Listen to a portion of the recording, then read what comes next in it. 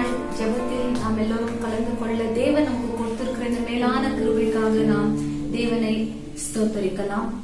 தொடர்ந்து தேவன் இந்த நாளை பொறுப்பெடுத்துக் கொள்ளும்படியாக நாம் எல்லோரும் தலைவணங்கி ஆண்டவரை நோக்கி பார்த்து ஜெபத்தை ஏறெடுக்கலாம்.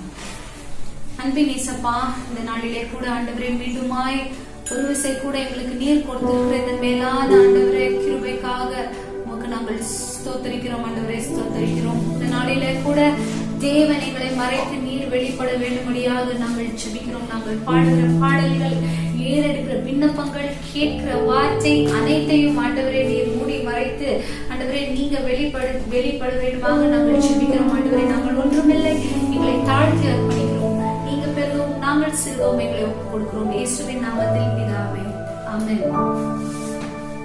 தேவனுடைய பிள்ளைகளாய் நாம் இருக்கிறபடியினாலே தேவன் நமக்கு அநேக ஆசீர்வாதங்களை வைத்திருக்கிறார், அநேக கிருபைகளை வைத்திருக்கிறார், அநேக காரியங்களை நமக்கு நாம் எதிர்பாராத அளவுக்கு தேவன் வைத்திருக்கிறார். எனவே இந்த பாடலை நாம் எல்லோரும் சேர்ந்து பாடுவோம். இயேசுவே நான் என்றும் உந்தன் சொந்தம், என் ராஜனே அனுதினமும் வழி நடக்கும் என்கிற பாடலை எல்லோரும் ஒன்றாக சேர்ந்து பாடுவோம்.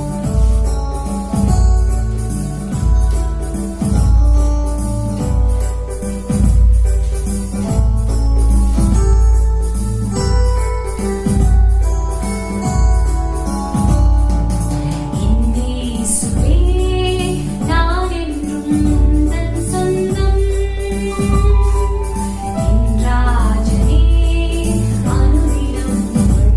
நடக்கும்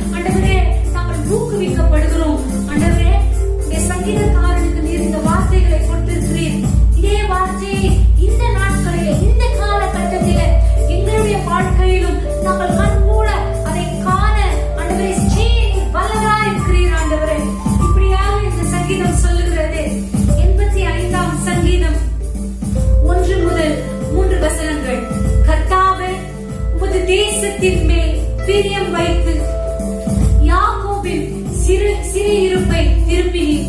உமது ஜனத்தின் அக்கிரமத்தை மன்னித்து அவர்கள் பாவத்தை எல்லாம் மூடினீர். உமது உக்கிரத்தை எல்லாம் அடக்கிக் கொண்டு உமது கோபத்தின் எரிச்சலை விட்டு நீர் திரும்பினீர். ஆண்டவரே, இந்த உலகத்திலே நாங்கள் பாவிகளாய் இருந்தாலும் ஆண்டவரே எங்கள் மீது நீர் கோபம் கொண்டிருக்கலாம். ஆண்டவரே, இதோ இந்த ஒரு விசை கூட எங்கள் மீது நீங்க மனம் இறங்குவீராக. அந்த நாட்களிலே ஆண்டவரே மனம் இறங்கி உடைய பிள்ளைகளை மன்னித்து ஆண்டவரை நீர் காப்பாற்றின தேவன்.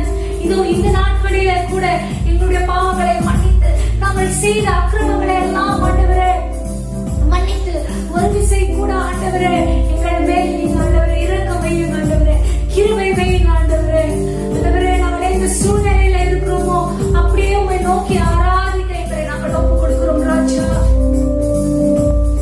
நாங்கள் இன்பமா இருந்தாலும் சரி, நாங்கள் துன்பத்தோடு இருந்தாலும் சரி, ஆண்டவரே நாங்கள் உண்மையை மாத்திரம் தேடுவோம் ராஜா.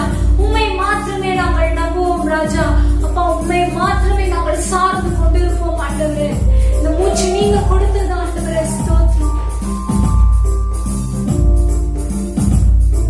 Thank you God.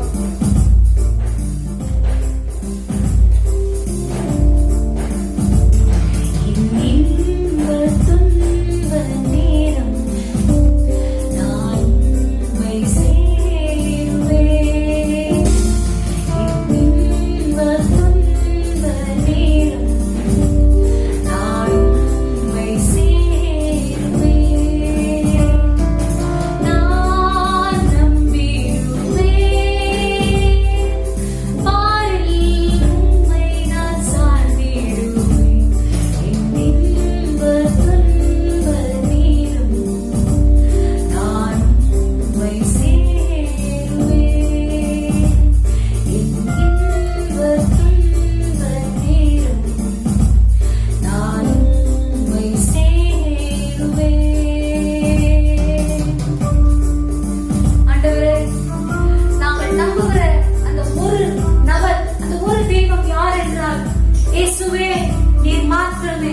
உம்மை மாத்திரமே நாங்கள் என்றென்றும் நம்புவோம் ராஜா. நீர் தான் எங்களுடைய தேவன், நீர் தான் எங்களுடைய ராஜா. உண்மையிலுமாகவே நீர் தான் எங்களை ஆண்டவரே தேற்றி காப்பாற்றி இம்மட்டமாய் தாங்கிக் கொண்டிருக்கிறீர் ஆண்டவரே. அதற்காக உமக்கு ஸ்தோத்திரம், அதற்காக உமக்கு நன்றி ஆண்டவரே. நான் நம்பிடும் தெய்வம் இயேசுவே, நான் என்றுமே நம்பிடுவேன். நான் நம்பிடும் தெய்வம் இயேசுவே,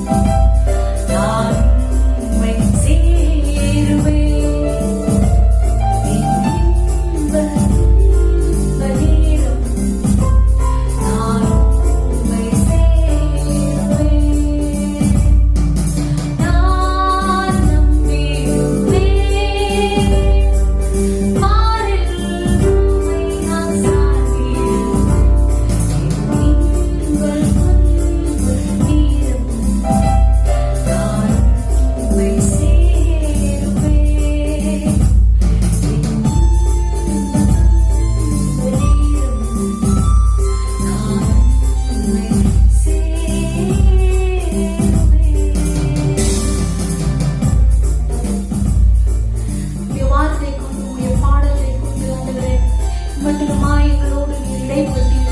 பாடல் மூலமாக எங்களுக்கு ஆற்றுதலையும் தேற்றுதலையும் சமாதானத்தையும் நீர் கட்டளையிட்டிருக்கிறீர் ஆண்டவரே. தொடர்ந்து ஆண்டவரே நாங்கள் மன்றாட்டு ஜெபத்தை ஏறி கிடக்கிறோம் ஆண்டவரே. அந்த ஜெபத்தை செய்யும் போது சொல்லப்படுகிற ஒவ்வொரு வார்த்தையும் ஆண்டவரே நீர் அப்பொழுதே ஆண்டவரே அப்படியே நிறைவேற்றி எங்களுக்கு ஒரு ஆசீர்வாதமாக ஆண்டவரே அதனை மாற்றி தர வல்லவராயிருக்கிறபடியினாலே உங்களுக்கு நாங்கள் நன்றிகளை செலுத்துகிறோம், ஸ்தோத்திரிக்கிறோம் ஆண்டவரே. அதை தொடர்ந்து உடைய வார்த்தையை கேட்க ஆண்டவரே உடைய யூதா புத்தகத்திலிருந்து எங்களோடு நீ பேசிக் கொண்டிருக்கிறீர் ஆண்டவரே. அப்பா அந்த வார்த்தைகளை கேட்டு ஆண்டவரே எங்களிலே அப்பா காணப்படுகிற குற்றங்கள் குறைகள் எல்லாவற்றையும் நாங்கள் மாற்றிக்கொண்டு உமக்காக ஆண்டவரே வாழ பரிசுத்தமாய் உங்களுடைய ஜீவனை உங்களுடைய கருத்திலே தர ஆண்டவரே எங்களை நாங்கள் தாழ்த்தி அர்ப்பணிக்கிறோம். எல்லாவற்றும் உங்களுடைய பாதப்படியிலே அர்ப்பணித்து இப்ப இயேசுவின் நாமத்தில் ஜெபிக்கிறோம், வேண்டுகிறோம் எங்கள் ஜீவனுள்ள நல்ல தகப்பனே. ஆமென், ஆமென். இம்மட்டும் பாதுகாத்து அற்புதமாய் நடத்தி வருகிற ஆண்டவர் இயேசு நாமம் மகிமைப்படட்டும்.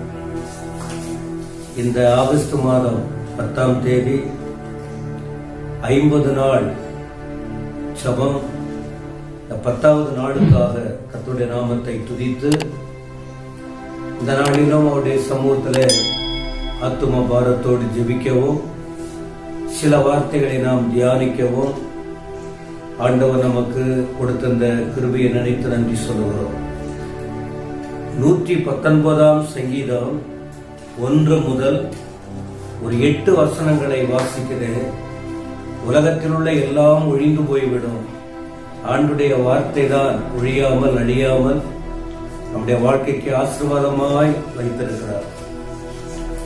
கர்த்தருடைய வேதத்தின்படி நடக்கிற உத்தம மார்க்கத்தார் பாக்கியவான்கள், அவருடைய சாட்சிகளை கை கொண்டு அவரை முழு இருதயத்தோடும் தேடுகிறவர்கள் பாக்கியவான்கள். அவர்கள் அநியாயம் செய்வதில்லை, அவருடைய வழிகளில் நடக்கிறார்கள். உமது கட்டளைகளை நாங்கள் கருத்தாய் கை கொள்ளும்படி நீர் கற்பித்தீர். உமது பிரமாணங்களை கை கொள்ளும்படி என் நடைகள் ஸ்திரப்பட்டால் நலமாயிருக்கும். நான் உம்முடைய கற்பனைகளை எல்லாம் கண்ணோக்கும் போது வெட்கப்பட்டு போவதில்லை. உம்முடைய நீதி நியாயங்களை நான் கற்றுக்கொள்ளும் போது செம்மையான இருதயத்தால் உம்மை துதிப்பேன். உமது பிரமாணங்களை கை கொள்ளுவேன், முற்றிலும் என்னை கைவிடாதே. என்ன அருமையான வார்த்தை! இந்த வேத வார்த்தைகளை படிக்கும் போது, அதை இன்னும் கருத்தாய் தியானிக்கும் போது மனுஷனுடைய ஆத்மாவில் எப்படிப்பட்ட பலனும் ஒரு நல்ல அனுபவங்களும் கிடைக்கிறது. இந்த நாளிலும் நாம் கண்களை மூடி ஆண்டவர் நோக்கி ஜெபிக்க போகிறோம். என் பாரம் எல்லாம் ஜெபம்தான். இவ்வளவு நாள் ஜெபித்து ஒரு பதிலும் இல்லை, ஒரு பலனும் இல்லை என்று ஒருவேளை நீங்கள் யோசிக்கலாம். எனக்கு தெரியும், என் ஊழிய நாட்களில் காலங்களில் எத்தனையோ காரியத்திற்கு ஜெபித்து ஏராளமான பதில்கள் என் ஆண்டவராகிய தேவன் எனக்கு தந்திருக்கிறார். அதனால்தான் ஜெபத்தின் மீது அவ்வளவு ஆர்வம். அவர் ஜெபத்தை கேட்பவர். இந்த நாளிலும் ஆண்டவரே, இந்த 9 நாட்கள் எங்களை கிருபையாய் காத்துக் கொண்டீரு. ஒரு நாள் கடந்து போவது, அடுத்து என்ன நடக்கும் எங்களுக்கு தெரியலையப்பா. என்ன நடக்கும் எங்களுக்கு தெரியவில்லை. ஒவ்வொரு நாளும் எங்களை நடத்தி இந்த 10வது நாளை காண வைத்தீரே, ஸ்தோத்திரம். நீர் கொடுத்த பாதுகாப்புக்காக ஸ்தோத்திரம். நீர் கொடுத்த ஜீவனுக்காக ஸ்தோத்திரம். நீர் கொடுத்த பலனுக்காக ஸ்தோத்திரம். எங்கள் தேவைகளை சந்தித்து வந்ததற்காக ஸ்தோத்திரம். இப்போதும் நாங்கள் தேசத்தின் பாதுகாப்புக்காக ஜெபம் பண்றாங்க. எங்களுக்கு தெய்வம் கொடுத்த தேசம், ஆண்டவர் எங்களுக்கு கொடுத்த இந்திய தேசம், எல்லா ஜாதி ஜனங்களும் வித்தியாசம் இல்லாமல் வாழும்படி கொடுத்த ஜனநாயக நாடு. இது ஒரு குறிப்பிட்ட மனிதர்கள், ஒரு குறிப்பிட்ட ஜாதி இருக்க வேண்டும் என்று இல்லை.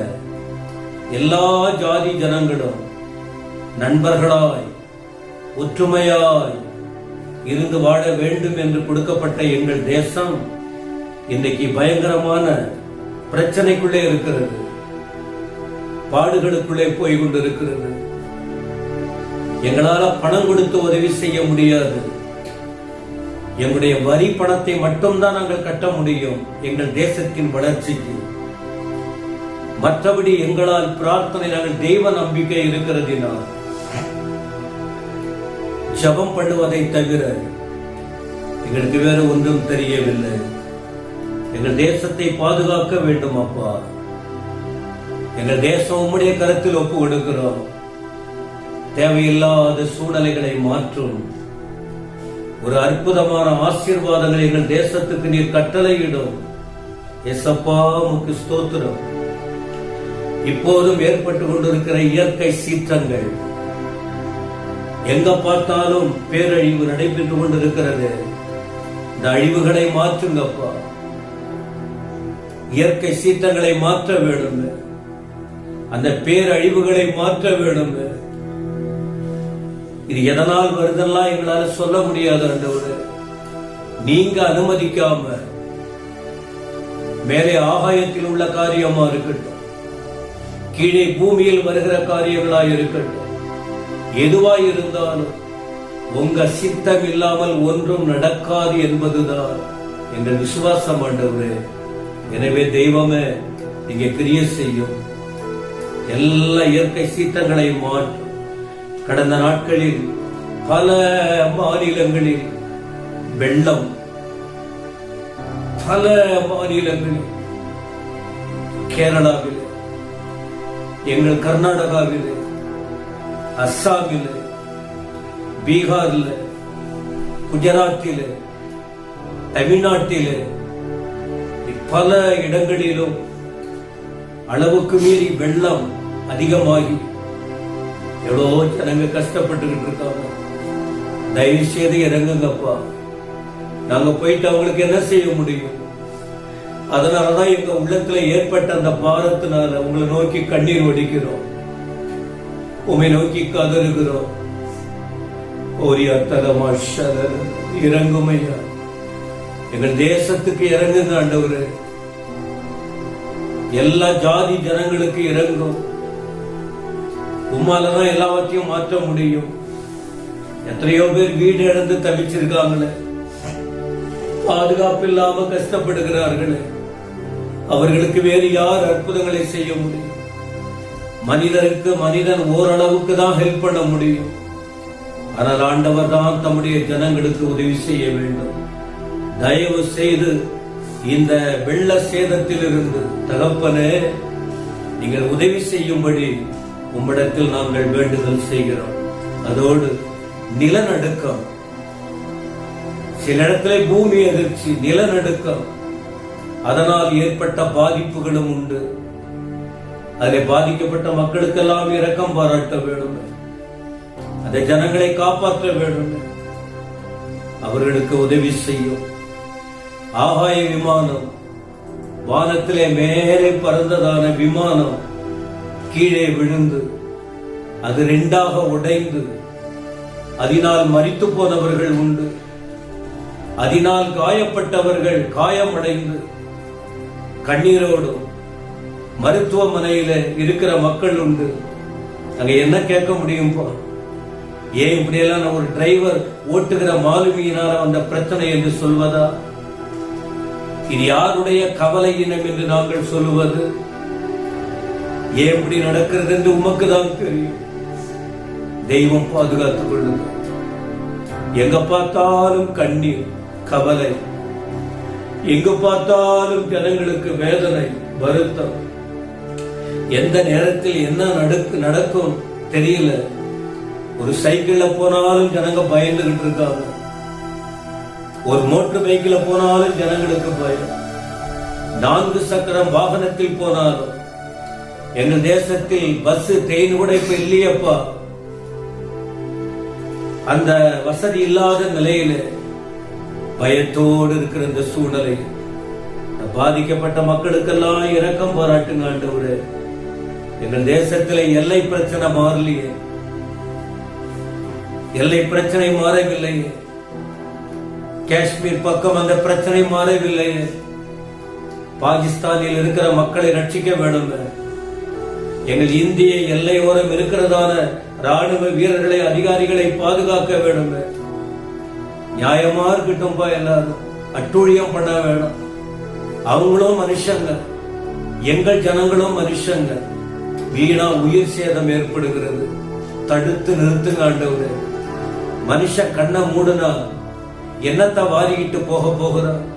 ஒரு வீட்டை கட்டினால், ஒரு பெரிய சொத்து சுகங்களோடு வாழ்ந்தால், கண்ணை மூடுன உடனே அதை அவன் எடுத்துக்கொண்டு போகுவதில்லை.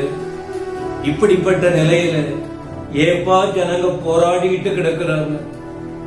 எங்கள் ஜனங்களை கலங்கடிக்கிற அயல் நாட்டு, அந்நிய நாட்டு ராணுவ வீரர்களும், எல்லை ஓர பிரச்சனைகள், சீன எல்லை, பாகிஸ்தான் எல்லை, இப்படி பல எங்க நாட்டுக்கு சுத்தி இருக்கிற இடங்களில், எங்க இந்திய தேசத்தில் சுத்தி இருக்கிற அந்த எல்லைகளில் ஜனங்க பதறிக்கிட்டு இருக்காங்க.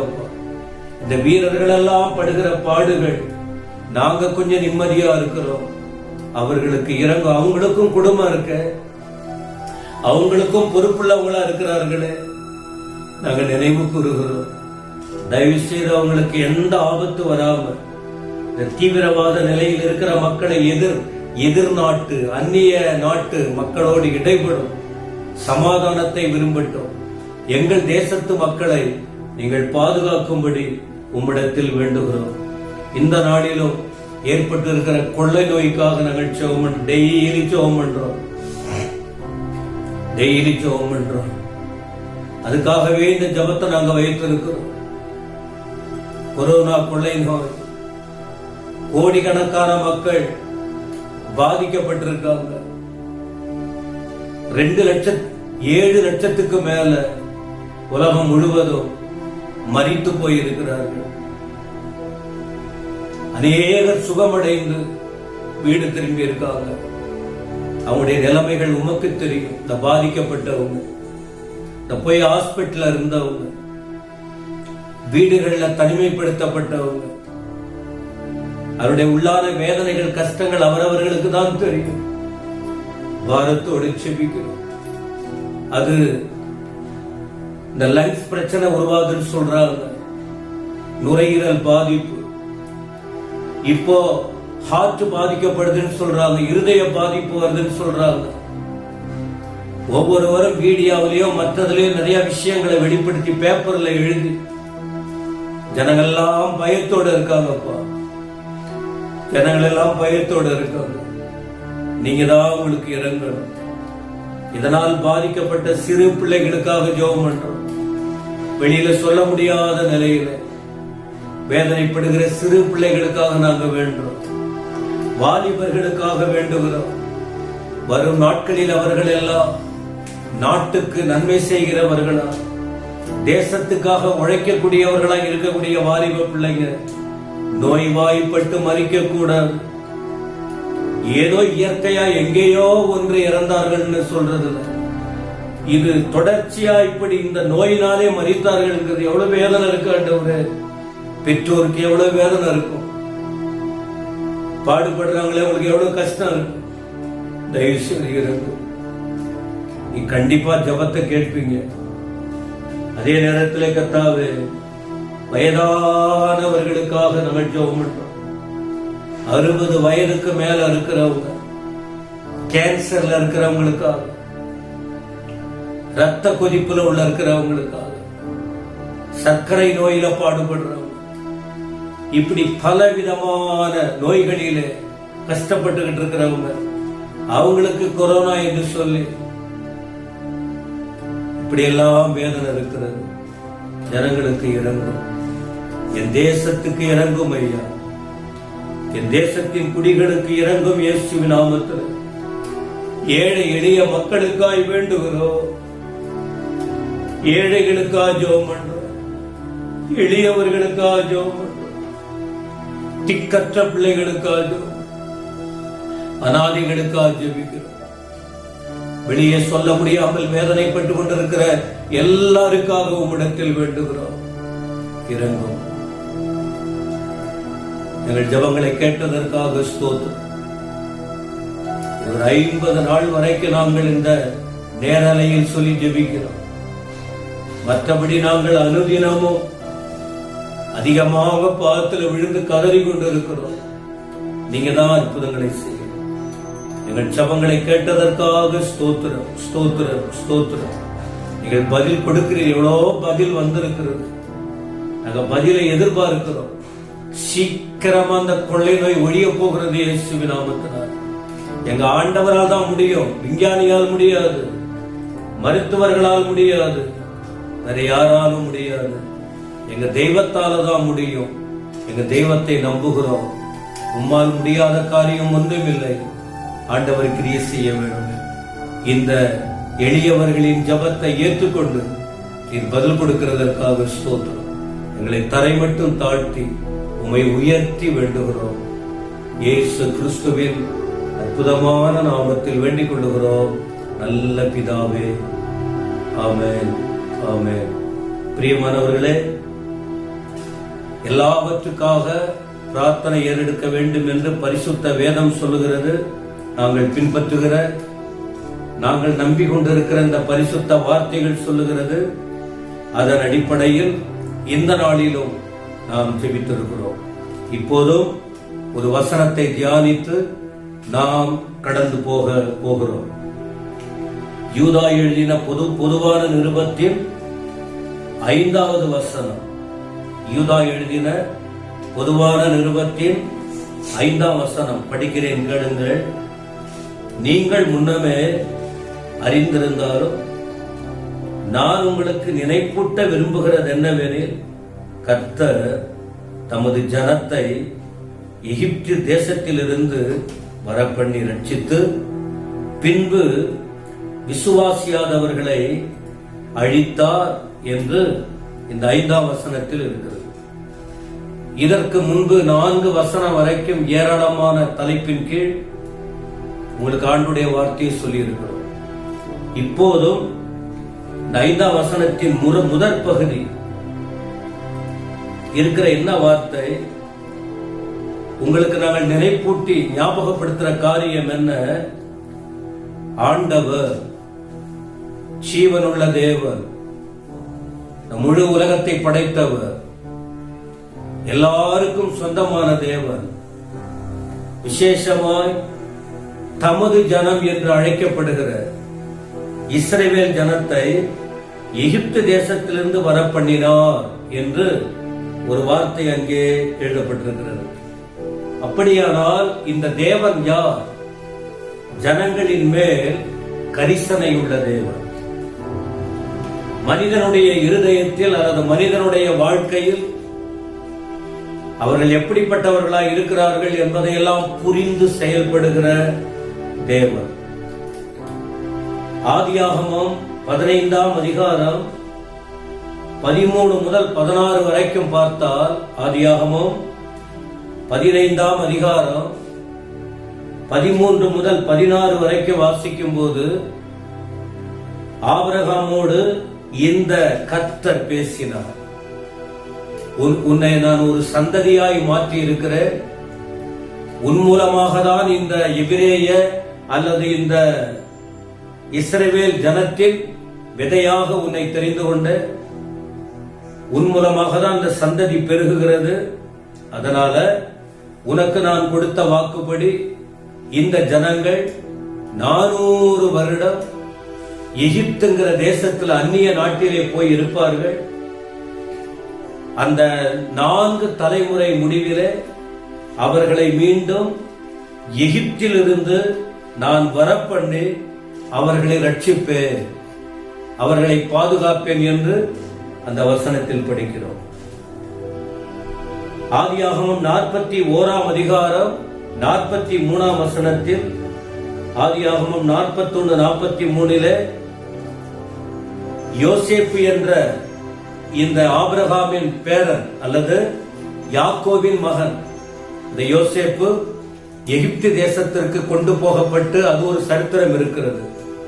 அந்த இடத்திலே அந்த எகிப்து தேசம் முழுவதுக்கும் ஒரு அதிகாரியாய் மாற்றப்பட்டார் என்று அந்த வசனம் கூறுகிறது. அங்கே எகிப்து தேசத்தின் எல்லா காரியத்தையும் ஆட்கொண்டு நடத்துகிற சூழ்நிலையில் ஒரு நாள் வருகிறது. யாக்கோபோடு ஆண்டவர் பேசுகிறார். யாக்கோபு வாக்கு கொடுக்கிறார். ஆதியாகமம் 42 அதிகாரம் 2-4. யாக்கோபே, நீ எழுந்து புறப்படு, நீ எகிப்துக்கு போ, நீயும் உன் சந்ததியும் போக வேண்டும். அங்கே உங்களை ஆசீர்வதிப்பேன், அங்கே உங்களை பெருக பண்ணுவேன். ஒரு நாள் வரும்போது மீண்டும் அந்த எகிப்து தேசத்திலிருந்து ஒரு திரள் கூட்டமாக நான் இந்த தேசத்துக்கு கொண்டு வருவேன் என்று வாக்கு கொடுத்து, இப்படி தேவனுடைய திட்டத்தின்படி தமது ஜனங்கள் அனுப்பப்பட்டும் அங்கே போய் வாழ வைத்தும் அங்கிருந்து கொண்டு வந்த சூழ்நிலைகளும் நாம் வேத வசனங்களிலே பார்க்கிறோம். இந்த சம்பவங்களை தான் மோசே என்ற தேவ மனுஷன் தமது ஜனங்களுக்கு நினைப்பூட்டுகிறார். இந்த முன்பு குறிப்பிட்ட இந்த வேத வசனங்களை வைத்து மோசே என்ற தலைவன், கர்த்தருடைய மனுஷன், ஜனங்களுக்கு தெளிவூட்டுகிறார். உபாகமம் 7 அதிகாரம் 6-7 வசனம். உபாகமம் 7 அதிகாரம் 6-7 வசனம் என்ன சொல்லுகிறார்? உலகத்தில் உள்ள எல்லாரை பார்க்கிறோம் உங்களை தம் ஜனமாய் தெரிந்து கொண்டார். இஸ்ரவேல் ஜனங்களை குறித்து ஆண்டவர் சொல்லுகிறார் மோசே மூலமா, உலகத்தில் எத்தனையோ ஜாதி ஜனங்கள் இருந்தாலும் உங்களை தான் என் தேவன் விசேஷமானவர்களாய் தெரிந்து கொண்டார். இந்த ஜனங்களை நடத்தின விதம் 8 வசனத்தில் அவ்வளவு அருமையாய் நடத்தி இருக்கிறார். இஸ்ரவேல் ஜனங்களை வாக்கு கொடுத்த தேவன் அல்லவா இந்த உலகத்திலே அவ்வளவு அருமையாய் நடத்தி இருக்கிறார். 11 வசனம். உபாகமம் 7 அதிகாரத்தில் 11 வசனத்தில் பார்க்கும்போது ஒரு வார்த்தை சொன்னார், என் ஜனமாகிய இஸ்ரவேலே, உங்களை நான் என் ஜனங்களாய் தெரிந்து கொண்டது மட்டுமல்ல, உங்களை ஆசீர்வதித்து உங்களை உயர்த்தி உங்களுக்கு அநேக நன்மைகளை கொடுத்து இதுவரைக்கும் நடத்தி வந்தவர். ஆனால் நீங்கள் என்ன செய்ய வேண்டும் தெரியுமா? என்னுடைய பிரமாணங்களை கை கொண்டு நடக்க வேண்டும். அவருடைய பிரமாணம், அந்த கட்டளையை இஸ்ரவேல் ஜனம் பின்பற்றும்படி செய்தார். அவர்கள் அதன் பிறகு பார்க்கிற, இப்படி நீ கை கொண்டு நடந்தால், இப்படி இந்த பிரமாணங்களை கை கொண்டு நடந்தால், வசனம் 12-15 உபாகமம் 7:12 முதல் 15 வரைக்கும் வாசிக்கும் போது, உங்களை ஆசீர்வதித்து அதன் பிறகு உங்களை இந்த எகிப்து தேசத்திலிருந்து விடுதலையாக்கி உங்களை பாலும் தேனும் ஓடுகிற ஒரு விசேஷமான இடத்துக்கு கொண்டு போய் சேர்ப்பேன். இப்படிப்பட்ட இந்த மேன்மையான வழி நடத்துதல், இந்த அனுபவங்கள், இந்த சரித்திர பின்னணி, இந்த உண்மை சத்தியத்தை தான் யூதா அப்போஸ்தலர் இந்த கடைசி நாட்களில் சத்தியத்தை மறைத்து வாழ்கிற மக்கள், தெளிவில்லாமல் இருக்கிற மக்கள், இப்படியெல்லாம் தேவன் நடத்துகிறார் என்ற அந்த சத்தியத்தை புரிந்து, சத்தியத்தை புரட்டாமல் புரிந்து வாழ்வதற்காக இப்படிப்பட்ட காரியங்களை யூதா நிருபத்தில் எழுதி வைத்திருக்கிறார். எனவே இந்த வேதம் சரித்திரபூர்வமானது. இந்த வேதம் எல்லாரும் வாழ வேண்டும் என்பதற்காக, ஒருவரும் கெட்டு போகாதபடி இருக்க வேண்டும் என்பதற்காக கொடுக்கப்பட்ட சத்தியம். எனவே இந்த வசனத்தை கேட்கிற அருமையானவர்களே, நீங்களும் இந்த வேத வசனம் தவறாய் உபதேசிக்கிற மக்களுக்கு விழிப்பாய் இருந்து உண்மை சத்தியத்துக்கு, உண்மை சரித்திர வார்த்தைகளுக்கு கீழ்ப்படிந்து தடுமாறாமல் வாழ தேவன் உங்களுக்கு கிருபை கொடுப்பாராக. இந்த தேவன் யார்? தம்முடைய ஜனத்தின் மீது கரிசனை உள்ளவர். இந்த சத்தத்தை கேட்கிற உங்கள் மீதும் அவர் கரிசனையோடு எல்லா தீங்குக்கும் விலக்கி காத்து உங்களுக்கு நன்மைகளை தந்து உங்களை ஆசீர்வதித்து மேன்மைப்படுத்த அவர் போதுமானவராக இருக்கிறார். கண்களை மூடி ஜெபம் பண்ணுவோம். அப்பா பிதாவே, உமக்கு ஸ்தோத்திரம். இந்த 10வது நாளுக்காக ஸ்தோத்திரம். பாட வைத்தீரே, ஜெபிக்க வைத்தீரே, யூதா நிருபத்தில் உள்ள அந்த வார்த்தை எனக்கு கொஞ்சம் யோசிக்க வைத்தீரே. தொடர்ந்து எங்களை நடத்தும். உம்மை பாடுவதினாலும், உம்மை யோசிப்பதினாலும், உம்மோடு இருப்பதினாலும் எங்களுக்கு எவ்வளவு தெளிவு கிடைக்கிறது, பலன் கிடைக்கிறது. ஆண்டவர் கிரியை செய்யும். இந்த சத்தத்தை கேட்ட ஒவ்வொருவரையும் ஆசீர்வதிங்க ஆண்டவர். நாளை மாலை 7 மணிக்கு மீண்டும் நாங்கள் உம்மிடத்தில் வந்து இப்படியே உங்க சமூகத்தில் ஜெபிக்க எங்களை ஆயத்தப்படுத்தும். இம்மட்டும் நடத்தினவர் இனியும் நடத்துவீர். ஒரு பெரிய மாற்றம் வரட்டும், ஒரு பெரிய அற்புதம் நடக்கட்டும். துதிகன மகிமையை ஏற்றுக்கொள்ளும். இயேசு கிறிஸ்துவின் நாமத்தில் ஜெபங்கேளும் நல்ல பிதாவே, ஆமென். ஆத்துமாவே கர்த்தரை ஸ்தோத்திரி, என் முழு உடமே பரிசுத்த நாமத்தை ஸ்தோத்திரி. என் ஆத்துமாவே கர்த்தரை ஸ்தோத்திரி, அவர் செய்த சகல உபகாரங்களையும் மறவாதே. ஆமென், ஆமென். கர்த்தர் ஒவ்வொருவரையும் ஆசீர்வதிப்பாராக.